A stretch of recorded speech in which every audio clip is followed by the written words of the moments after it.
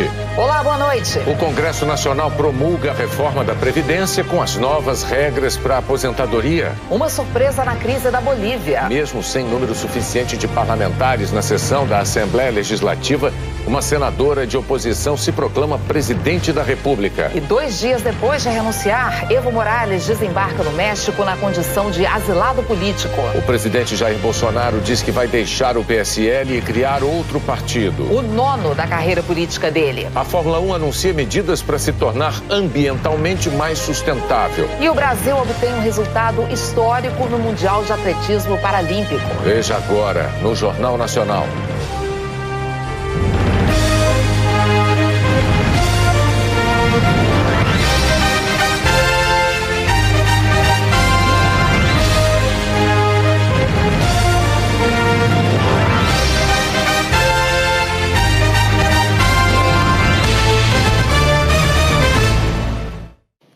O Fundo das Nações Unidas para a Infância divulgou um relatório sobre a situação das crianças e dos adolescentes brasileiros. O Unicef registrou avanços importantes e também desafios considerados urgentes. A mãe deixa a delegacia de Águas Lindas de Goiás depois de contar à polícia a história do filho.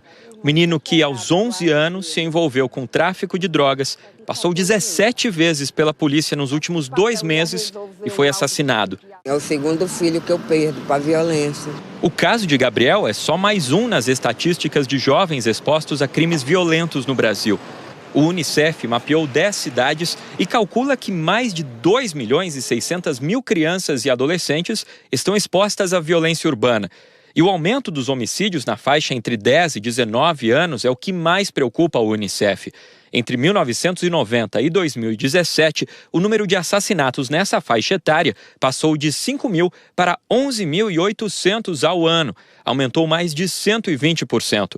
O dado positivo é que houve redução na mortalidade infantil. A quantidade de crianças que morrem antes dos 5 anos caiu de uma média de 53 em cada 1.000 nascimentos para 15.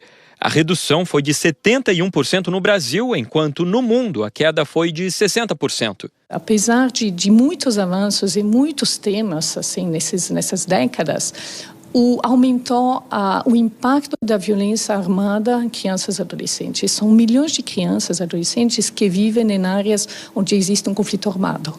Então, são crianças que têm medo de ir para a rua, que têm medo de ir para a escola. A gente está salvando vidas na primeira infância, mais de 800.000 vidas que foram salvas assim, nesses 20 anos, e a gente está perdendo as vidas nos adolescentes.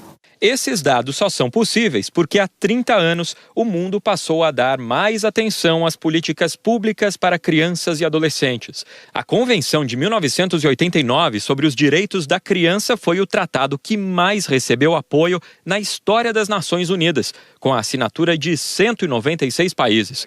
O Brasil já previa muitos desses direitos na Constituição de 1988. A convenção ajudou a formular o Estatuto da Criança e do Adolescente. Ao longo das últimas 3 décadas, o Brasil registrou mudanças importantes.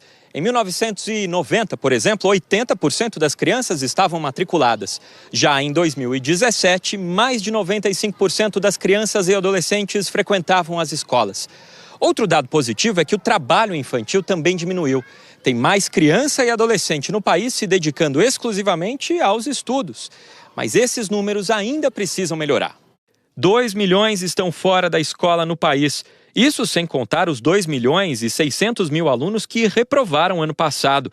E os 900.000 que simplesmente abandonaram a escola. Não tivemos uma mudança das condições de aprendizagem da escola. O que eu quero dizer com isso? Eu melhorei a igualdade de ofertar a escola para todos, mas eu não ofereço condições de equidade.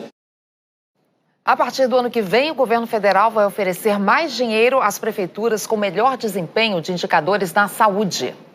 Até 2022, o Ministério da Saúde vai avaliar cada município a partir de 21 indicadores. Passam a valer, por exemplo, a taxa de vacinação, o número de consultas pré-natal e a saúde bucal da população. As cidades que mais cadastrarem usuários no SUS ganharão um bônus. Hoje, o Sistema Único atende 90 milhões de brasileiros. O governo estima que outros 50 milhões de cidadãos considerados mais vulneráveis deveriam ser incluídos. Essa verba a mais levará em conta as diferenças regionais em todo o país. O primeiro mutirão de cadastro será feito até abril. O governo federal liberou, nesta terça-feira, todos os recursos que ainda estavam bloqueados do orçamento, um total de 14 bilhões de reais. O Ministério da Economia informou que a medida foi possível por causa da arrecadação extra com um mega leilão de petróleo realizado na semana passada. Ainda não foi divulgado quanto será liberado para cada ministério. Em setembro, o setor de serviços teve um crescimento de 1,2% na comparação com o mês anterior. Foi o melhor resultado desde agosto do ano passado. No ano, o setor acumula alta de 0,6%.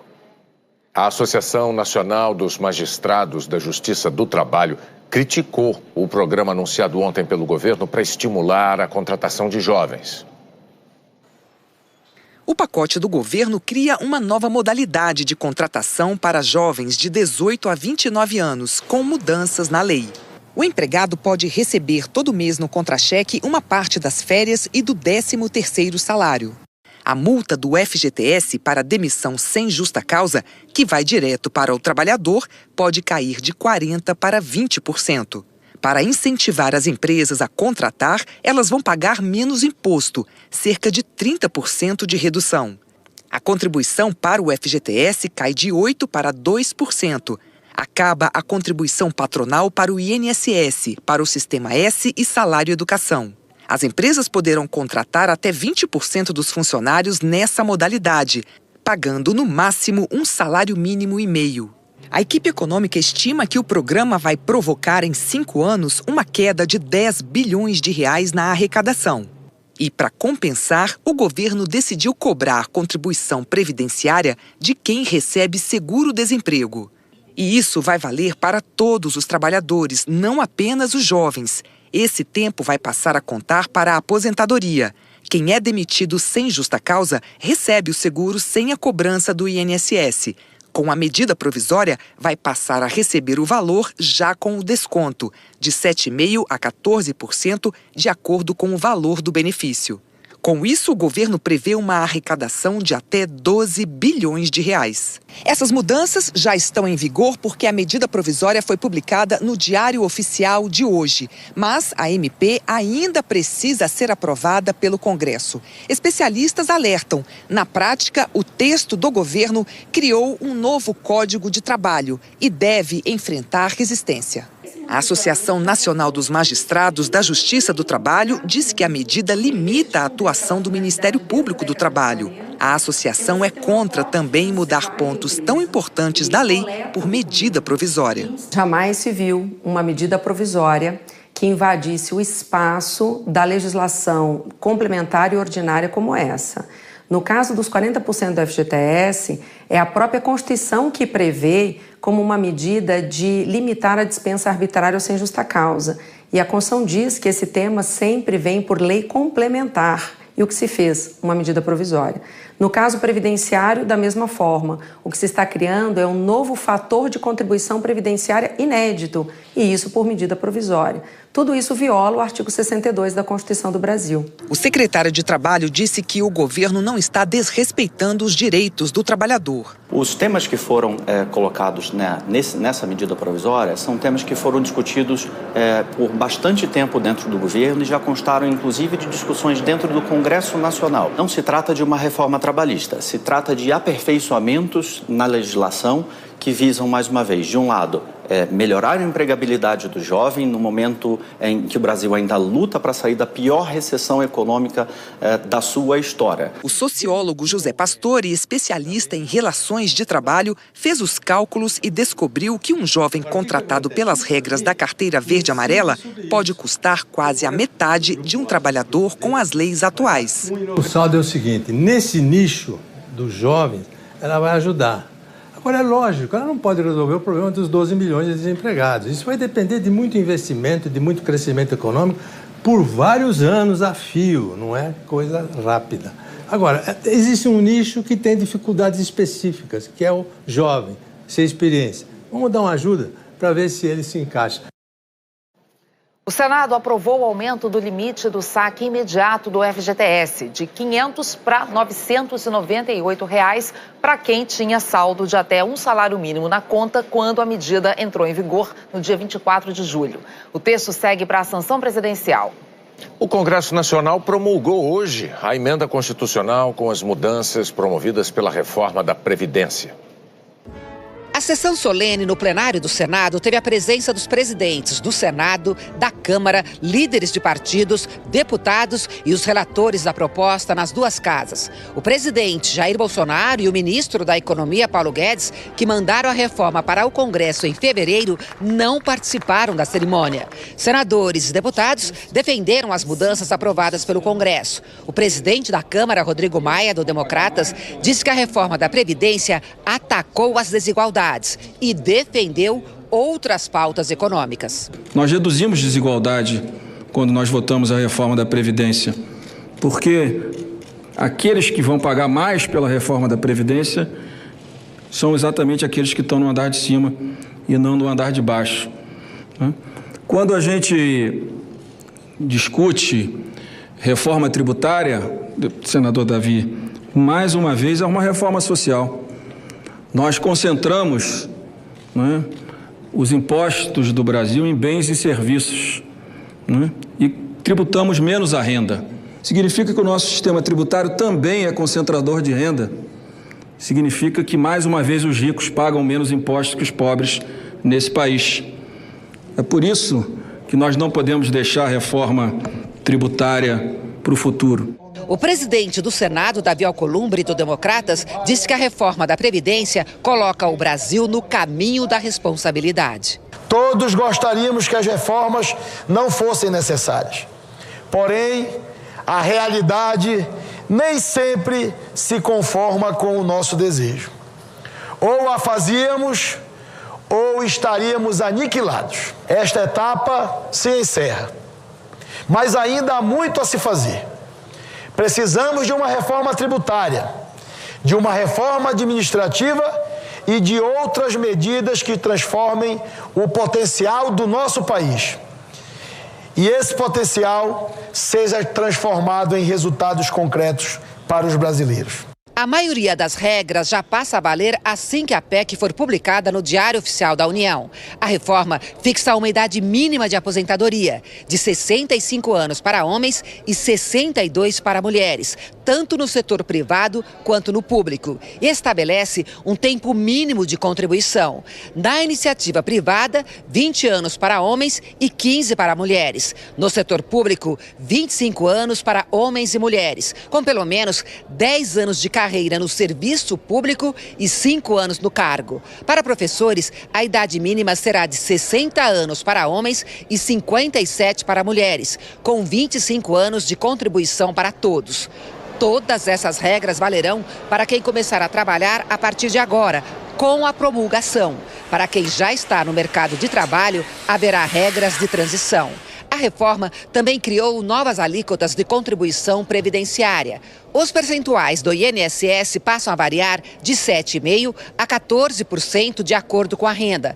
Mas como as alíquotas são progressivas, o desconto máximo no salário do trabalhador será de 11,69%. Segundo o governo, as alíquotas serão maiores para quem ganha mais e menores para quem ganha menos. E só entrarão em vigor em março do ano que vem. Com as medidas, o governo espera uma economia de 800 bilhões de reais em 10 anos. Senadores querem agora concluir a votação da chamada PEC paralela, proposta que também muda a Constituição para incluir estados e municípios na reforma da Previdência. O texto principal já foi aprovado, mas ainda faltam os destaques, sugestões de mudanças. Depois, o texto passa por um segundo turno de votação aqui no Senado. E aí, a PEC paralela segue para a Câmara dos Deputados. A seguir, o boliviano Evo Morales chega à Cidade do México. E uma senadora de oposição se proclama presidente.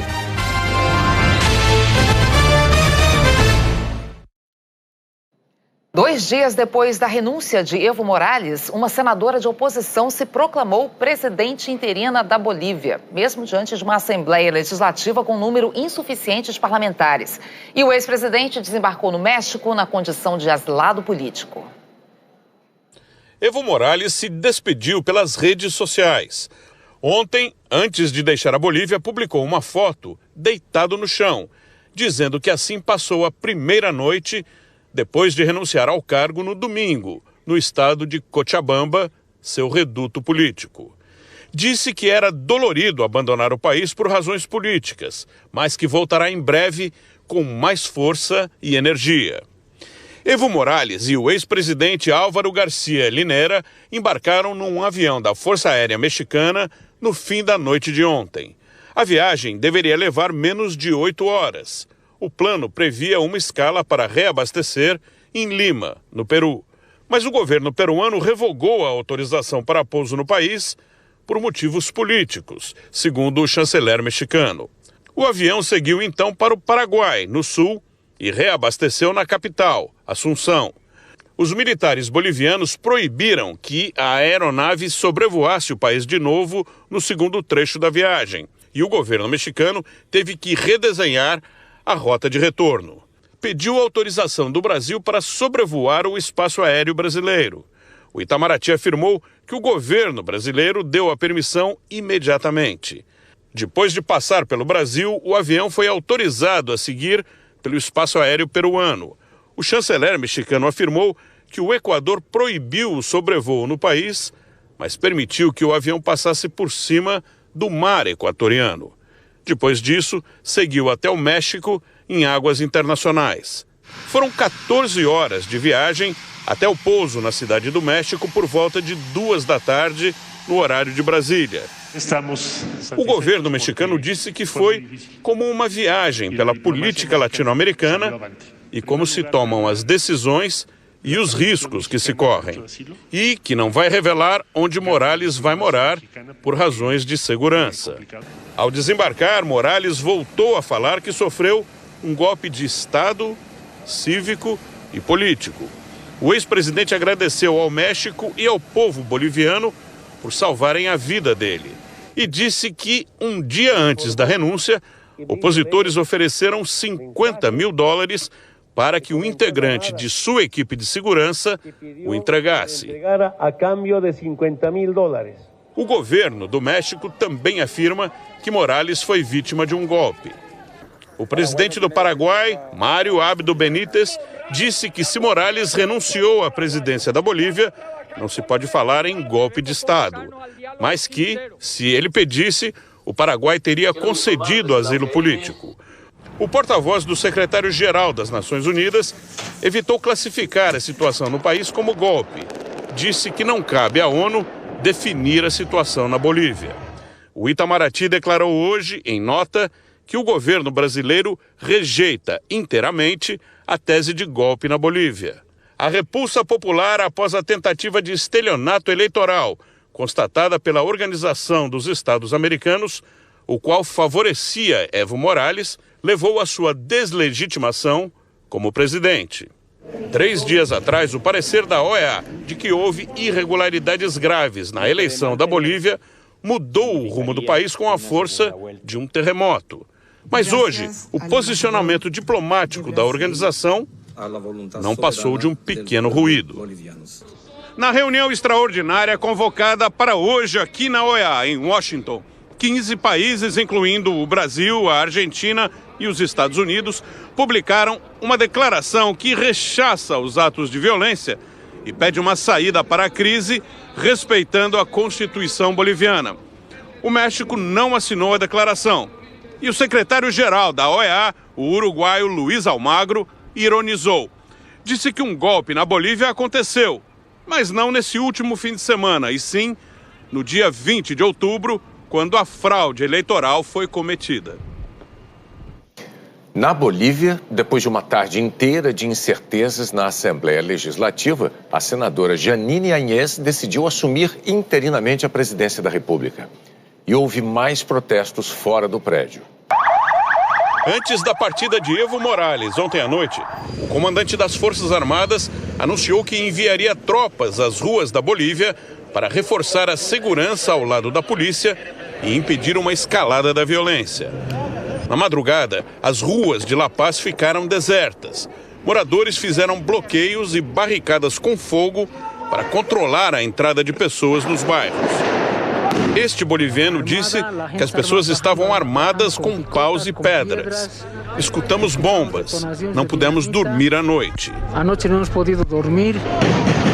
A operação continuou hoje, durante o dia. Houve manifestações de apoiadores de Morales, mas sem grandes confrontos diante da segurança reforçada. Quem vai nos defender agora? Disse esse manifestante. Carlos Mesa, o ex-presidente e o opositor de Evo Morales, alertou: é importante que a polícia e as Forças Armadas não deem a impressão de que existem ações de vingança e amedrontamento contra senadores e deputados do partido de Evo Morales. Para que a Assembleia Legislativa tenha quórum, precisamos da presença deles, disse Mesa. Estavam marcadas para hoje as sessões no Congresso que determinariam o futuro do país, com a aprovação oficial da carta de renúncia de Evo Morales, a escolha do presidente interino e os passos para a realização de novas eleições.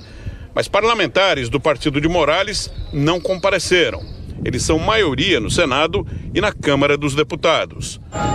Uma deputada afirmou que os integrantes do partido não estão se recusando a comparecer, mas precisam de garantias de segurança.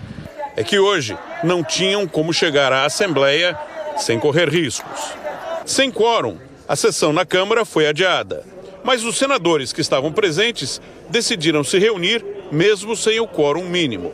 A senadora da oposição, Jeanine Áñez, disse que iria assumir imediatamente a presidência de forma interina. Ela alegou a necessidade de se criar um clima de paz social no país.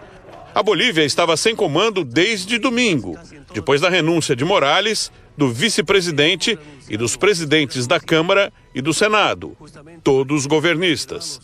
O primeiro vice-presidente do Senado também renunciou. Jeanine Áñez era a segunda vice-presidente. Em Brasília, o embaixador da Bolívia, José Quim Franco, se reuniu com alguns parlamentares na Câmara dos Deputados para falar sobre a renúncia de Evo Morales. Franco declarou que, em algum momento, também pretende renunciar e que a tendência é que muitos diplomatas façam o mesmo em solidariedade ao ex-presidente. No Chile, uma greve geral marcou o 26º dia de manifestações contra o governo. A paralisação afetou grande parte do transporte público. 2 estradas que ligam Santiago a portos importantes foram bloqueadas. Mesmo com a troca de 8 ministros há 15 dias e com o anúncio de convocação de uma Assembleia Constituinte, os manifestantes continuaram nas ruas exigindo reformas na economia. As forças de defesa de Israel mataram um dos principais comandantes do grupo militante palestino Jihad Islâmica. Abu al-Ata era o chefe do braço armado da organização na faixa de Gaza. O ataque também matou a mulher dele e feriu mais 2 pessoas. Em resposta, militantes palestinos lançaram foguetes contra cidades israelenses. A seguir, a Câmara discute como abrir caminho para a prisão de condenados em segunda instância. O presidente Jair Bolsonaro diz que decidiu deixar o PSL e criar outro partido. O presidente Jair Bolsonaro anunciou que vai sair do PSL e criar um novo partido. A crise no PSL se arrasta desde fevereiro. Alegando o caso de laranjas no partido, Bolsonaro derrubou o então ministro da Secretaria-Geral, Gustavo Bebiano, que respondia pelo PSL na época da eleição. Mas poupou o ministro do Turismo, Marcelo Álvaro Antônio, presidente da Executiva Regional em Minas, também envolvido no laranjal do partido. Marcelo Álvaro Antônio foi denunciado pelo Ministério Público, mas o processo segue em segredo de justiça. Desde o começo do mandato, os atritos dentro do partido só aumentaram. O próprio presidente Jair Bolsonaro deu a senha que provocou o racha irreparável. Disse a um apoiador para esquecer o presidente do PSL, Luciano Bivar, porque ele estaria queimado. Dias depois, Bivar foi alvo de uma operação da Polícia Federal no caso das candidaturas laranjas em Pernambuco. O PSL se dividiu em dois grupos, os de Bivar e os de Bolsonaro. Foi uma guerra em torno da liderança do partido e ainda vazou um áudio do presidente pedindo apoio para o filho Eduardo Bolsonaro. Houve troca de acusações, diferentes listas de apoios. O delegado Valdir acabou perdendo a liderança, hoje ocupada por Eduardo. O Planalto ainda substituiu a líder do governo no Congresso, Joyce Hasselmann. Jair Bolsonaro seguiu cobrando auditoria nas contas do partido. O presidente do partido, Luciano Bivar, disse que mostraria os números e abriu um processo para tentar expulsar os infiéis. Nessa conta, tem o milionário fundo partidário, quase 80 milhões de reais só este ano, e 3 vezes mais com o fundo eleitoral ano que vem. Na viagem pela Ásia, Bolsonaro chegou a tratar a crise como ferida que passa. As coisas acontecem, é igual uma ferida, cicatriza naturalmente. Mas não cicatrizou. Coincidência ou não, ontem o presidente assinou uma MP acabando com o DPVAT a partir do ano que vem. O blog do jornalista Valdo Cruz mostrou hoje que atingiu em cheio os negócios de Bivar, que é sócio de uma seguradora que atua no segmento, credenciada pelo governo para atuar na cobertura do DPVAT. Em conversa com aliados, Luciano Bivar disse que já sabia que o governo iria extinguir esse seguro. A ala bolsonarista foi chamada aqui ao Planalto para uma reunião decisiva. Foi quando Bolsonaro anunciou sua desfiliação do PSL, o 8º partido de sua carreira política. E o 9º partido está a caminho. Deve se chamar Aliança pelo Brasil. Mas até que se crie mesmo esse novo partido, o presidente vai ficar sem partido. E os seus aliados permanecem no PSL, aguardando a hora de sair. As vagas dos deputados pertencem ao partido. Se saírem agora, correm o risco de perder o mandato. Mesmo assim, Eduardo Bolsonaro já começou a publicar várias mensagens em rede social citando o nome do partido que será criado. O caso do senador Flávio Bolsonaro, outro filho do presidente, é diferente. Como o senador é cargo majoritário, ele não perde o mandato e já protocolou o pedido de desfiliação. A expectativa do líder do governo na Câmara, Vitor Hugo, é que esse movimento não atrapalhe as votações de interesse do governo no Congresso. Nós queremos criar um partido para que essa relação fique mais estável. Imagina o partido do presidente da República com dúvidas sobre apoiar ou não as teses do governo. O presidente do PSL, Luciano Bivar, não quis se manifestar. O caso das supostas candidaturas laranjas do PSL mineiro segue em segredo de justiça. A Justiça Eleitoral concedeu habeas corpus para 4 candidatas que teriam sido usadas para desviar dinheiro do partido e que tinham sido indiciadas pela Polícia Federal. Os indiciamentos do ministro do Turismo, Marcelo Álvaro Antônio, e de outros dirigentes do PSL mineiro foram mantidos. O Ministério Público no Estado também investigou o caso e denunciou o grupo. O ministro Marcelo Álvaro Antônio tem negado qualquer irregularidade nas eleições do ano passado. Mais um preso da Lava Jato no Paraná foi solto por causa da decisão do Supremo Tribunal Federal sobre a inconstitucionalidade da prisão após condenação em segunda instância. O lobista Fernando de Moura cumpria 12 anos e meio de prisão por corrupção e lavagem de dinheiro. Ele chegou a fechar a delação premiada, mas perdeu os benefícios por ter mentido. A Câmara dos Deputados está discutindo como abrir caminho para que um cidadão possa ser preso depois de confirmada a condenação em segundo grau, sem a necessidade de esperar o esgotamento de todos os recursos. A estratégia dos deputados que defendem a prisão após condenação em segunda instância mudou a partir de uma declaração feita ontem pelo presidente da Câmara. O deputado Rodrigo Maia, do DEM, se mostrou contra fazer mudanças no artigo 5º da Constituição, que trata da presunção de inocência.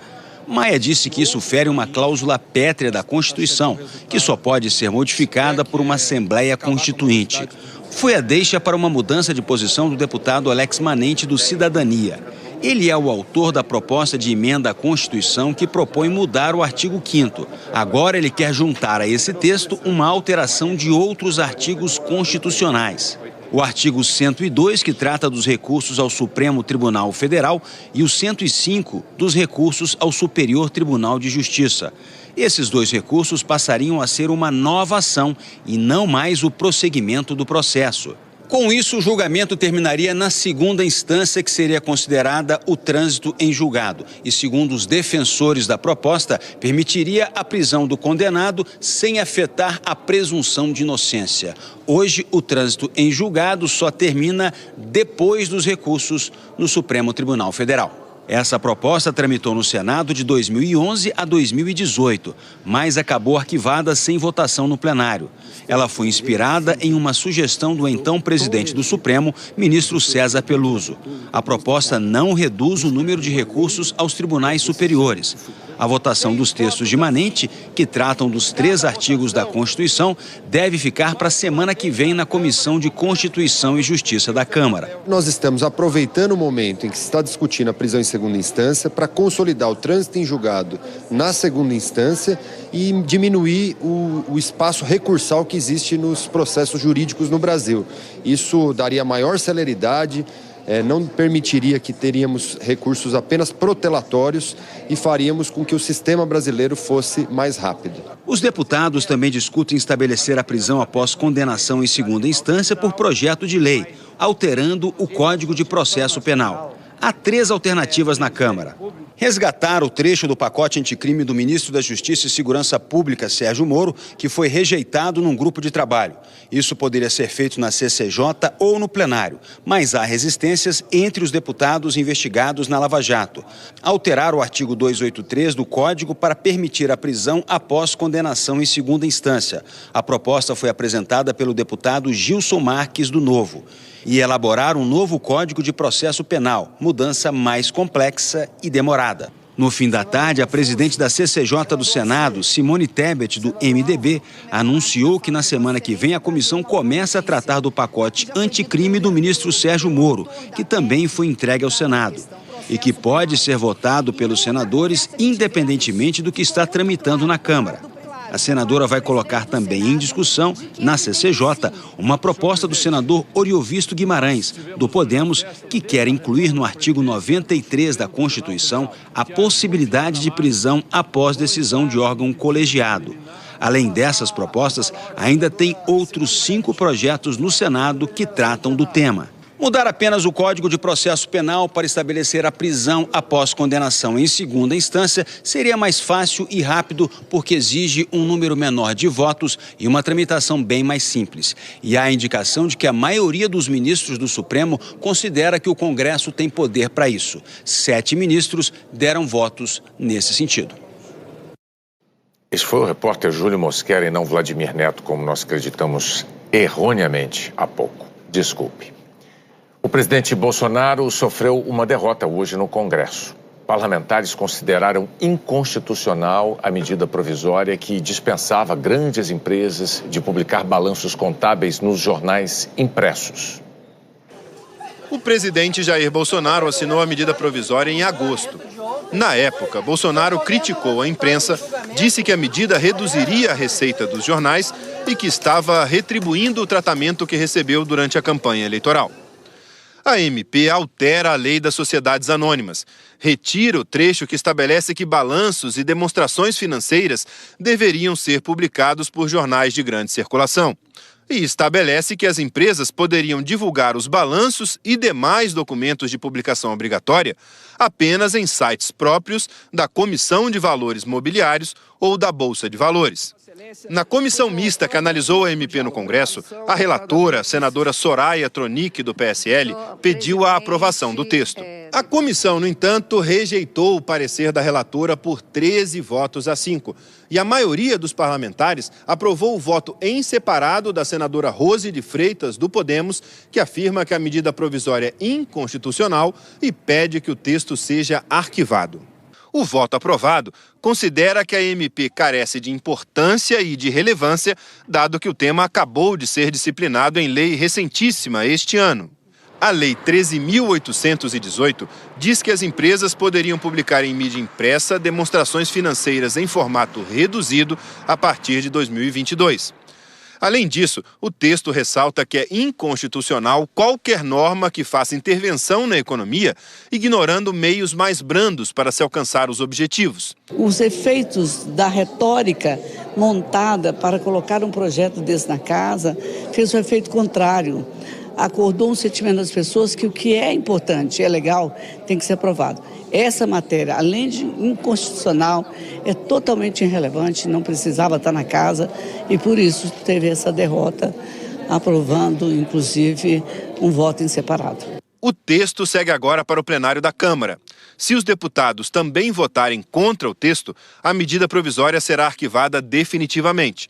Se ele não for votado até o fim do mês, a medida provisória perde a validade automaticamente. O Palácio do Planalto não quis se manifestar. Hora da previsão do tempo com alerta para temporais. Jaqueline Brasil, boa noite. Oi, Ana, boa noite para você e boa noite para todos. Amanhã pode chover forte com raios e ventania em parte do norte e do centro-oeste. Só que o risco maior está nessa área, em Mato Grosso do Sul, oeste de São Paulo, centro-oeste do Paraná, interior de Santa Catarina e quase todo o Rio Grande do Sul. A chuva deve ser mais severa porque são 3 sistemas que vão formar os temporais. Uma baixa pressão, um cavado, que é uma forte corrente de ventos, e o jato de baixos níveis, que é o fluxo de umidade que vem do norte do país. Em Campo Grande, chove forte o dia todo, com máxima de 31 graus. Em Presidente Prudente, interior de São Paulo, faz calor, 33, e as pancadas vêm à tarde. Em Chapecó, oeste catarinense, e em Foz do Iguaçu, Paraná, a chuva deve ser volumosa. E em Uruguaiana, na fronteira oeste gaúcha, chove mais.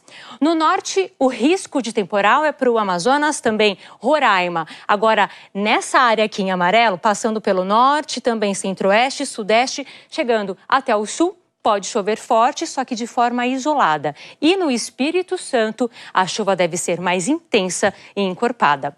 Em Vitória, a temperatura não sobe muito, 25 graus. No Rio e em São Paulo, 28. E aqui na capital paulista, a chuva pode ser forte, Ana.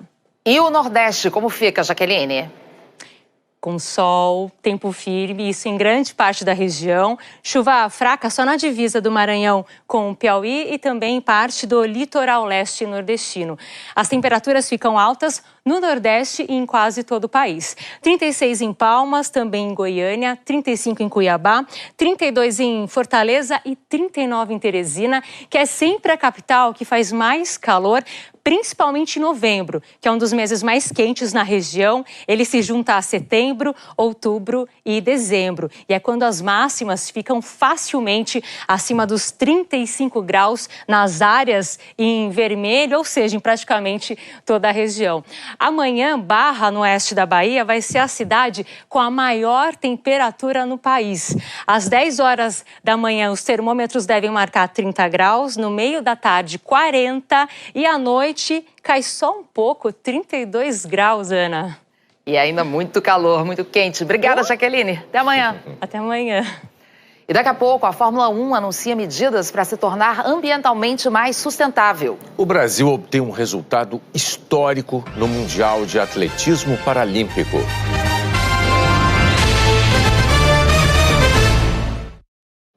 A Fórmula 1 anunciou uma série de medidas para os próximos anos, com o objetivo de tornar a categoria mais sustentável sob o ponto de vista ambiental.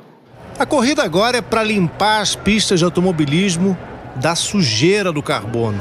O plano anunciado pelos dirigentes da Federação Internacional de Automobilismo prevê nos próximos 10 anos uma transformação completa da Fórmula 1. Até 2030, 100% da operação envolvendo carros, pessoas e equipamentos deverá ser feita com energias renováveis.